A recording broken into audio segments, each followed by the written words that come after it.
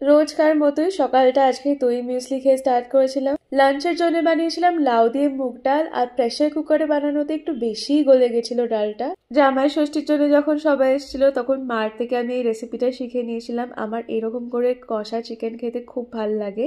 আর এই হলো আজকের লাঞ্চ, লাউয়ের একটা তরকারিও ছিল সাথে।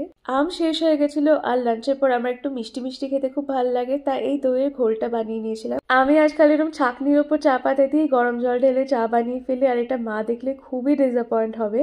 চায়ের সাথে টাতে ছিল ডাল ভাজা, আর আমি এখানে বেড সাইডে বসে সানসেট হওয়ার ওয়েট করছিলাম।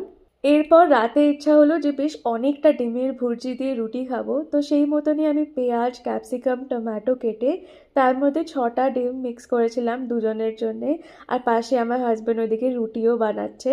ফার্স্টে মনে হচ্ছিল যে কড়াইটাই ছোট পড়ে যাবে, নাড়াতেও পারছিলাম না ঠিক করে, but at the and it work out, হয়ে গেছিলো ভালো করে। আটাবেলা রুটি মাখা আমার একদম ভালো লাগে না, আমি কোনোদিন করিনি, তাই আমরা দুবেলা ভাতই খেতাম।